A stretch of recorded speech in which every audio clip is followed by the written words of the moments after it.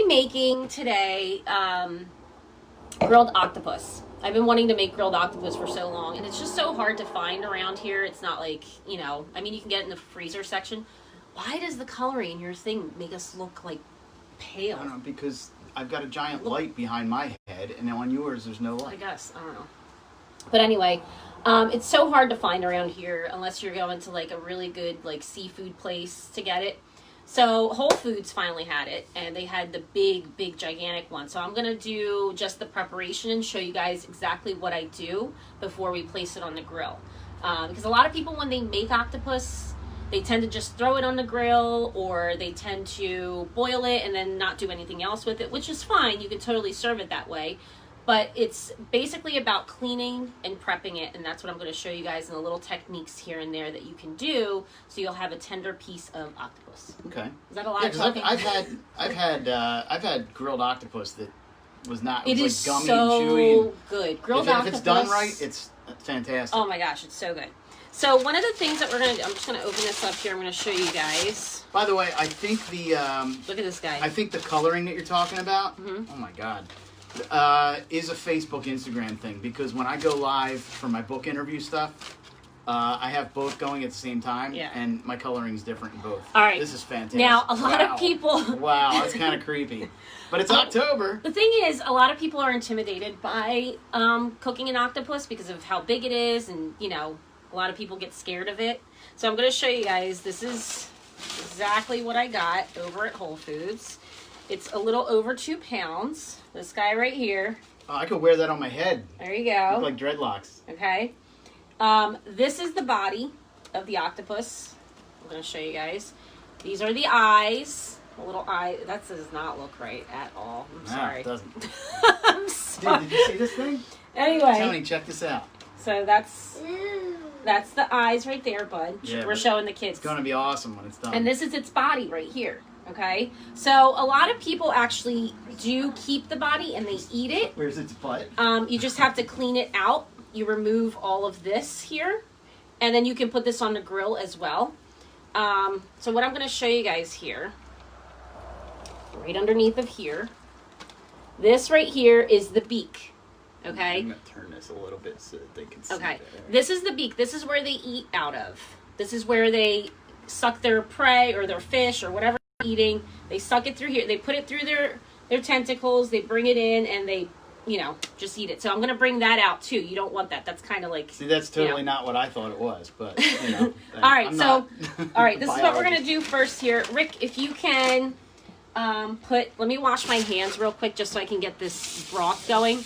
I am actually going to use white wine with some vegetable broth. You can use red wine. You can use just water. You can, you know, you obviously want to season that. So you're going to put, Rick, about...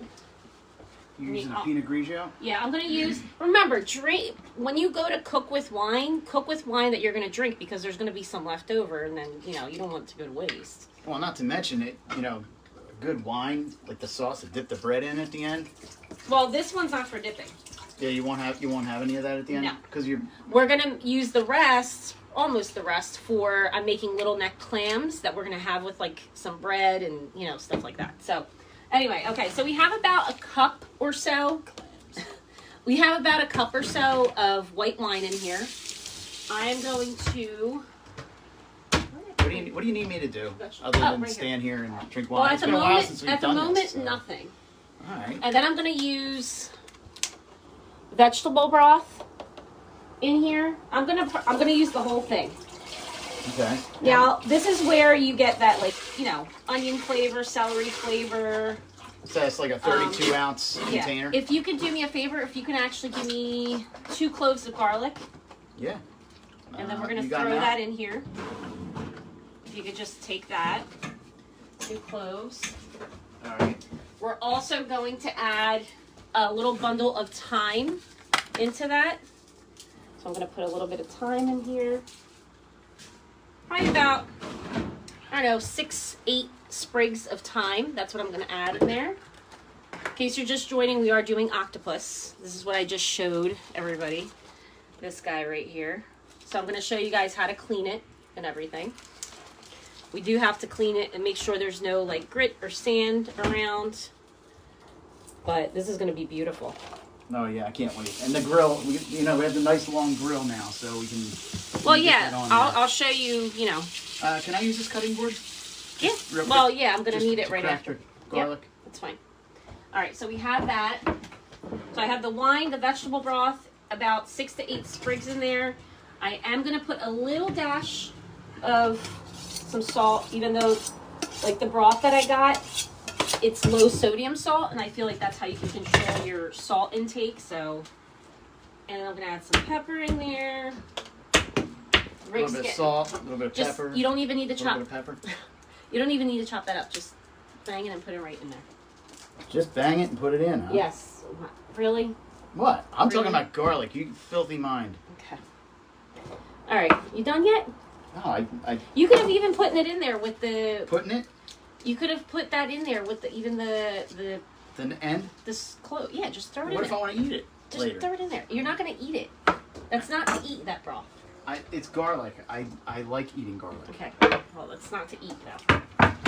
All right. So let me do this now here and show you guys. Only 2, huh? It's just a flavor. Remember, the broth already has that. All right. So we're gonna start with. I'm gonna cut this off right here. I'm gonna put this on here. You need to cut lemons or anything? Yes, if you can cut 1 lemon. Okay. I just use this other cutting board. All right. So there's that. That's off. That's the head and the body. Like I said, if you want, you can clean this out, remove all of this, and you can put this on the grill. A lot of people do like it. I mean, it's not my thing, but you can clean that and then just put it on there. All right, so then you come back here. So as we got that off, right? So if you look, there's that, and there's the beak. So what you're going to do is you're just going to literally remove it, and it pops right out. It pops right out like that? This is the beak. See, look. See that? See that's that? so weird. So it's not... It's like this, but wait. So then you have to remove the rest. Did you push that out? Yep, it pops right out. But you want to make sure that you get the rest of it out. So it's like, the membranes of it. So I'll just get this out right here. All right. So this is the rest of it.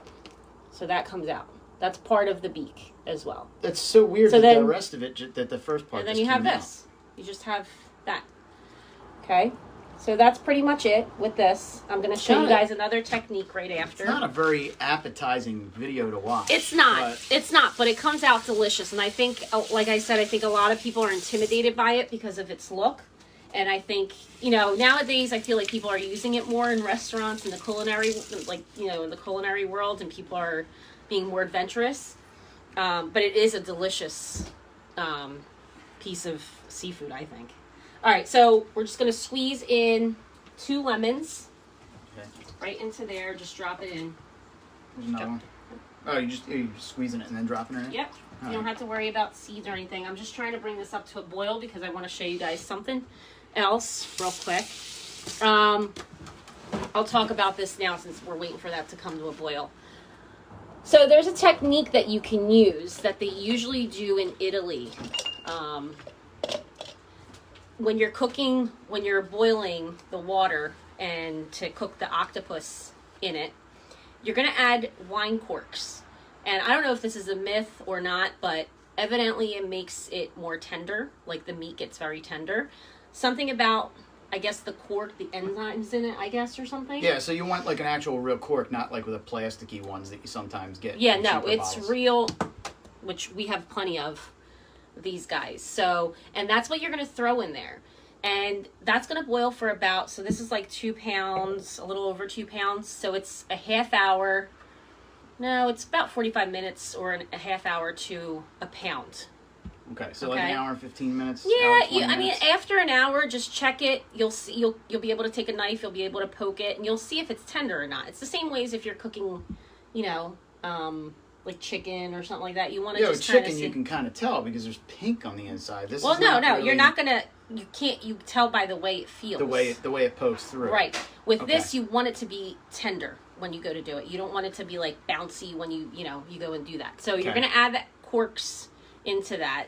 I'm probably gonna add like another one in there because this is a big I'd be guy. interested in looking that up and seeing if there's any actual like if that's just a tradition that they did, or I don't know. I mean, because the corks, if it's coming from a wine bottle, it kind of has the hint of whatever wine was in there. It's true. So I don't know if that's maybe part of why I don't know, they did but it, or evidently it works every single time. Everybody that has done that technique. So some people actually take the octopus too and they slam it against the sink.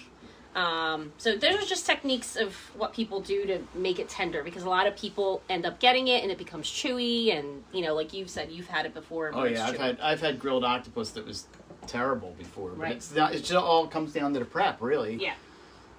Okay. One thing about grilling too, since it's like this time of year, at least in Pennsylvania, you got the fall weather and you got a lot of your garden herbs starting to dry out and everything. Don't pull them out and throw them out. Save them, and then you can take the herbs when they're dried and throw them on the coals of the grill if you have a charcoal grill, and the burn off of it will help season whatever you're doing on there. I don't know if there's anything you'd want to do for octopus like that. Yeah. I mean, maybe lemongrass or something, but I don't know how that. I've never tried to grow lemongrass. So. All right. So in that broth again is about a cup of white wine and a little over or so. We have a whole container of vegetable stock. We have thyme in there. I put a bay leaf in there, 1 lemon, salt, pepper. I added salt because we did get low sodium vegetable broth, so I like to add just a little bit, especially with seafood. And I put my wine corks in there. So now as this is starting to boil, this is what I'm going to show you guys. Hopefully you guys can see. Maybe you can. I don't know if they can. I can bring them over. All right. I'll bring both over if I have to. When you go to the restaurant and you order octopus and it always comes out, it's all curly and really pretty, because right now it's just these long, I don't know. Dreadlocks, pretty much, okay? So what you're going to do is you're going to take this, you're going to dump it, oops, you're going to have to clean that. You're going to have to dump it in 3 times. Bring it up. See how it's curling? Oh, yeah, look at that. I'll bring it over to you guys. So we showed them straight. Yeah. Dump it in again. Bring it up. So the bottoms they're actually curling up. Right. 1, 2, 3, 4, 5, 6, 7, 8, 9, 10. All right, so this I'll show you guys right now. And you can actually see it's already started cooking. So it's curly. Okay. So that's what you kind of want. So when you put it back in, and you kind of want to submerge it into the water, so it's like really, really in there. Make sure nothing's poking out. So I guess if you just put it straight in, it's not going to curl up like that. I mean, look. Not as much. I mean, it does still curl up, but I think it's just the initial kind of, Yeah. And then we're going to cover that, and then we're going to cook it for, like I said, an hour, and then just check back, after an hour just to make sure. You might have to, give it another 15 minutes, check it out. That's how you go about doing that with that. And then after that, we're going to take it out. I'm going to make kind of like a quick little marinade of like olive oil, a little bit of lemon, some garlic for us to throw on the grill. I'm going to serve it with some pesto, a little bit of Calabrian chili, and then we'll have a salad and we'll have little necks and bread and stuff. So that's pretty much it. Last time I had it, it was on a bed of like arugula with like a lemon dressing. Well, you can even use this in panzanella salad. Well, yeah, that would be you can add the pieces. You can add it to anything you want. I just want to make it like this because when it's hot like that, I kind of want to, I don't know. Oh, and another tip, real quick. So when it comes out of the water, when we get it out of the broth, you're going to see that the skin starts to come off a little bit. You kind of just want to remove a little bit of the skin off. And then that's great. You just, you can marinate it overnight.